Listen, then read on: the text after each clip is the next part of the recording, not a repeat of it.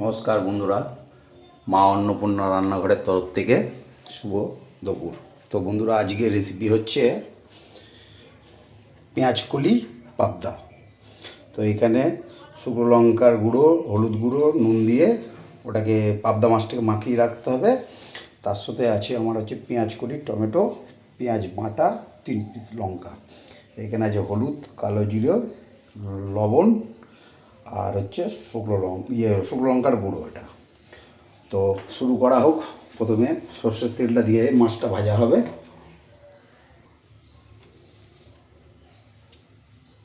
সর্ষের তেলটা মাছ ভাজবে সেই পরিমাণ মতন দিতে হবে। তেলটা গরম হোক, ততক্ষণ মাছটাকে ভালো করে মাখিয়ে নিই। তো বন্ধুরা, মাছ কমপ্লিট হয়ে গেছে, এবার এক এক করে ভাজা হোক।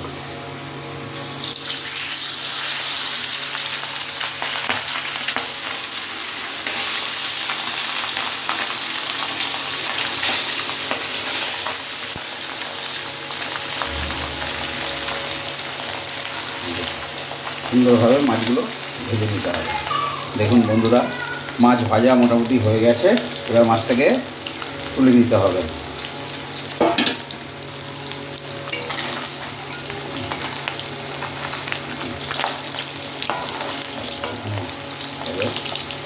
আর একটুখানি হবে।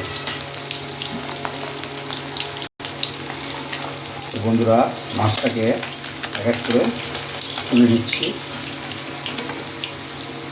দেখুন, মাছটা ভাজা কমপ্লিট হয়ে গেছে, এক এক করে তুলে নিচ্ছি।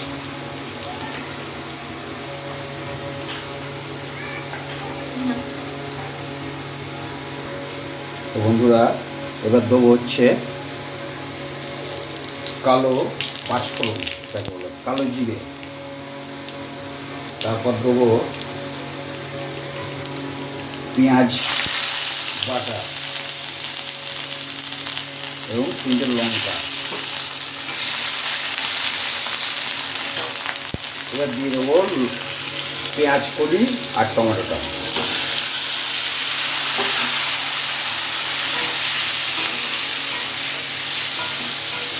একটু ভেজে নেব, ঢাকা দিয়ে দিই।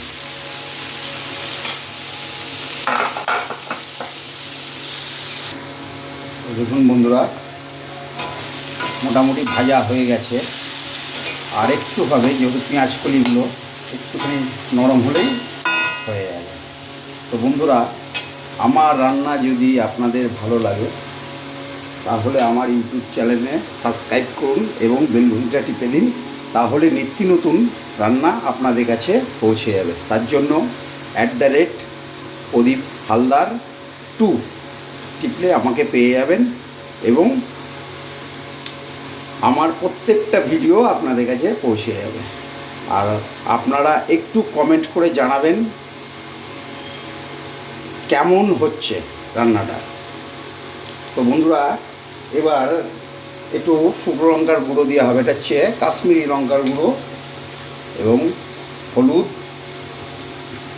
আর পরিমাণ মতন লবণ দিয়ে একটুখানি এটাকে হালকা করে নিয়ে একটু জল দিতে হবে।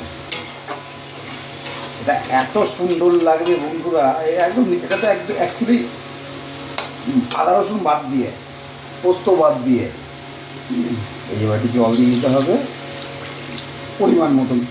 যেহেতু মাছ যেগুলো আছে, মাছের অনুযায়ী আপনি জল দেবেন। একটুখানি এটা ফুটুক। তো বন্ধুরা, দেখি কি সুন্দর ঝোলটা হয়ে গেছে। এবার মাছগুলো দিয়ে দেবো এক এক করে।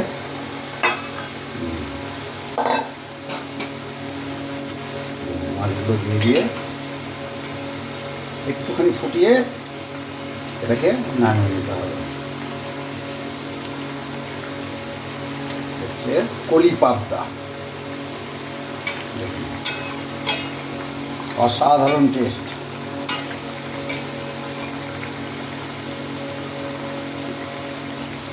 একটু ঢাকা দিয়ে দিই, তাহলে চলুন বন্ধুরা দেখা যায় কেমন পরিস্থিতি। বাহ, হয়ে গেছে। এবার নামিয়ে নিতে হবে, দিয়ে গরম ভাতের সাথে সুন্দর করে খেতে হবে। তো বন্ধুরা, আজকের মতন আসি।